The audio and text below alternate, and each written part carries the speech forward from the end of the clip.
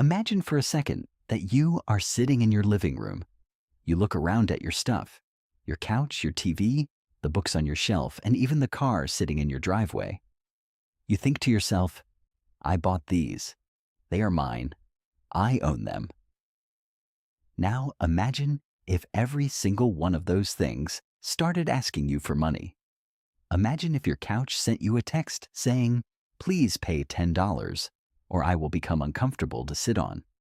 Imagine if your TV said, subscription expired, no more movies until you pay the fee. Imagine if you walked out to your car and it wouldn't start, not because the battery was dead, but because you forgot to pay your starting the engine monthly bill. This sounds like a nightmare, or maybe a bad comedy movie. But according to the most powerful people on the planet, this is exactly what the future looks like. In 2016, the World Economic Forum, a group of the world's richest billionaires and most powerful leaders, released a video with a very famous prediction. Welcome to 2030. I own nothing, have no privacy, and life has never been better. Most people heard that and thought it was a terrifying conspiracy theory. But if you look closely at your bank statement today, you'll realize it's already happening. We are living through the death of ownership. We are being moved, slowly but surely, into a world where you don't own your life, you just rent it. But here is the first twist. This isn't happening because of some secret evil villain plan. It's happening because companies realize that selling you something once is a terrible way to make money. Think about a hammer. If a hardware store sells you a hammer for $20, you own that hammer for the rest of your life. You might use it for 30 years. The store makes $20 once, and that's it. They hate that. They would much rather charge you $1 every time you hit a nail. In the world of business, this is called the shift from products to services. It started with software. Remember when you used to go to the store, buy a box with a disk inside, and own the program forever? That's gone. Now you pay every month for Microsoft Word, for Photoshop, for everything. But the Great Reset is when this idea moves out of your computer and into your actual physical life. To understand how this works, we have to look at the library analogy. For a long time, the world was like a personal bookshelf. You bought a book, you put it on your shelf, and it was yours. You could lend it to a friend, you could sell it to a used bookstore, or you could give it to your kids. But now the world is being turned into a giant digital library. In this library, you don't own the books. You just have a library card. As long as you keep paying for the card, you can read the books. But the librarian can walk into your house at any time, take the book off your shelf and say, sorry, we don't have the rights to this book anymore. Or we've decided to change the words in this book. And this leads us to the second twist. The buy button is a lie. When you go onto a website and click buy now on a digital movie or a video game, you think you're owning it. But if you read the thousands of words in the terms and conditions that nobody ever reads, you'll see that you aren't actually buying anything. You are purchasing a limited license to access content. Recently, companies like Sony and Ubisoft have actually started deleting movies and games from people's accounts, stuff people bought years ago. They just disappeared. Because you didn't own the movie, you owned a promise that you could watch it, and that promise has an expiration date. But it's not just movies and music. The Great Reset is coming for the biggest thing you will ever buy, your home. In a normal world, the American dream was to buy a house, pay off the mortgage, and eventually own a piece of the earth. When you own a house, you have power. You have an asset. You have something that makes you independent. But over the last few years, a weird thing happened. Regular families trying to buy a house found themselves losing to shadow buyers. These weren't other families. These were giant investment companies like BlackRock and Vanguard. These companies are spending billions of dollars to buy up entire neighborhoods of single-family homes. Why? Because they don't want to sell those houses to you. They want to rent them to you. Forever. If a generation of people grows up unable to buy a house, they become permanent tenants. They are trapped in a cycle of monthly payments that never end. They never build wealth. Every dollar they earn goes right back to the giant companies that own the roof over their heads. But here is the third twist. This isn't just about money. It's about a new kind of invisible control. Think about your car. A car is a symbol of freedom. You can drive wherever you want, but modern cars are basically computers on wheels.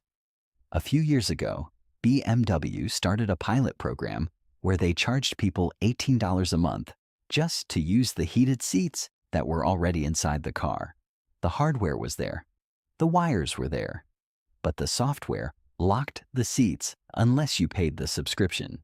This means that even if you own the physical object, the company still owns the brain of the object. If you do something the company doesn't like, or if you stop paying their fees, they can remotely disable your car, your tractor, or even your refrigerator. This brings us to the pencil dealer analogy. Imagine you want to draw a picture. You buy a pencil, but the pencil company says, you can only use this pencil to draw things we approve of. If you try to draw something we don't like, the lead will retract into the wood. We are moving into a world where permission is the new currency. You need permission to use your car, permission to read your digital books, and permission to live in your smart home. But why is this happening now? The people at the World Economic Forum say it's about sustainability. They say that if we all share things instead of owning them, it's better for the planet. Why own a car that sits in a driveway 90% of the time? Just use a rideshare. Why own a lawnmower? Just rent one from the community. It sounds very nice and very green. But this leads us to the fourth twist. Sustainability is the wrapper, but the gift inside is total dependence. When you own your own tools, your own house, and your own land, you are a citizen. When you rent everything from a giant corporation or a government, you are a user. Think about the difference. A citizen has rights. A user has a subscription agreement. If a user breaks the rules, their account is suspended. Imagine a world where your life subscription is tied to your behavior. In China, they already have a social credit system.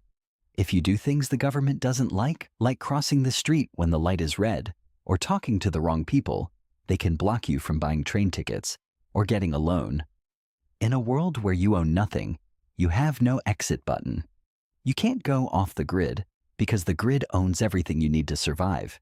You can't hide your data because your smart fridge and your rented bed are tracking your every move. And this is where the Great Reset becomes a financial treadmill. In the old world, inflation was bad because it made your money worth less. But if you owned assets like a house or gold, you were protected. As prices went up, the value of your house went up too. You had a life raft. But in a subscription economy, you don't have a life raft.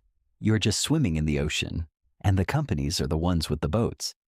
Every time they raise the price of your housing subscription or your food delivery subscription, you just have to pay it. You have nothing to sell to make extra money. You have no equity. You're just a line item on a billionaire's spreadsheet. This leads us to the final and most important twist of all. The Great Reset isn't a secret plan that is going to happen in the future. It is a slow boil that is happening right now. It happens every time you choose convenience over ownership. It's more convenient to stream a movie on Netflix than it is to buy a DVD. It's more convenient to use a cloud drive than it is to have your own hard drive. It's more convenient to rent a trendy apartment in the city than it is to save for 10 years to buy a house. We are trading our freedom for comfort, one $10 subscription at a time. We are being nudged into a world where we are happy because we have no responsibilities, but we also have no power. The billionaire librarian is waiting. He has all the books. He has all the tools. He has all the houses. He is smiling and saying, "Don't worry. You don't need to own anything. I'll take care of everything for you. Just keep paying the fee.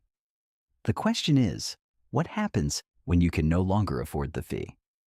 In the old world, if you lost your job but owned your house, you still had a home. In the new world, if you lose your job and can't pay your life subscriptions, you effectively cease to exist. Your door won't unlock, your phone won't work, your smart lights will stay dark. We are building a world that is perfectly efficient, perfectly green, and perfectly managed. But it is also a world where the human being is just a guest in their own life. So the next time you see an ad for a revolutionary new service that lets you rent your clothes, your furniture, or your tools, remember the Great Reset. Remember that the most expensive thing in the world isn't a diamond or a Ferrari. The most expensive thing in the world is the thing you have to pay for every single month for the rest of your life, without ever truly owning a single piece of it. The magic money machine of the future isn't a bank. It's a world where ownership is a luxury that only the people at the top can afford, while everyone else is just a subscriber. Autopay is on. The terms have changed, and the reset has already begun.